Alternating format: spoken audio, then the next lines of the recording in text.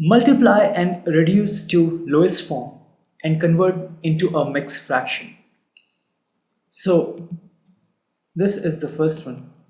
7 times 3 divided by 5. Now a whole number and a fraction, you have to multiply them. So in this condition, we know that what we have to do is you have to multiply the whole number with the numerator of the fraction, then divide by this denominator, and you will get what? 21 divided by 5. Now you have to reduce this one into its lowest form. We know that to reduce any fraction in its lowest form, you have to first find the highest common factor. So 21 and 5, of course, the highest common factor will be only 1. There can't be any other highest common factor other than 1. So it cannot be reduced further to any lowest form. Okay, so if it cannot be reduced to the lowest form, that is, it is already in its lowest form, now you have to convert it into a mixed fraction. So to convert this 21 by 5 into a mixed fraction, what we do? We first divide 21 by 5, and this will be 5 times 4 gone 20.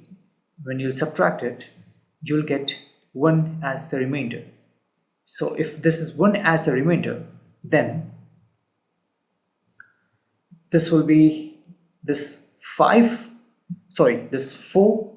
that is the quotient, the remainder 1, and this 5.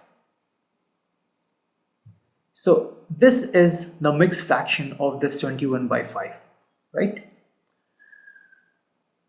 This one, 20 times 4 by 5, so 20 times 4 and divide by 5, this will be 80 by 5, and this will give you what? If you try to simplify 80 by 5, the highest common factor of 80 and 5 will be 5.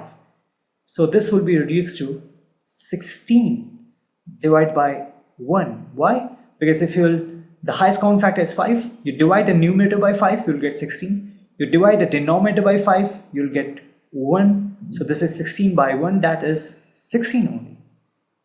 Can it be reduced in the mixed fraction? Well, it's already in its simplest form. There is no denominator in this case, so no need to, we don't need to change it into a mixed fraction. This is 13 times 1 by 3. So 13 multiplied by 1 and divided by 3. This is 13 divided by 3. The highest common factor of 13 and 3, again 1, because there is no other common factor than 1. Now you have to write it in its mixed fraction form. So in order to write the mixed fraction, you have to first divide 13 by 3, and this quotient will be 4, and this 12 subtraction, you got 1. So this will be 4, that is a quotient, then remainder, then this divisor. What about this one?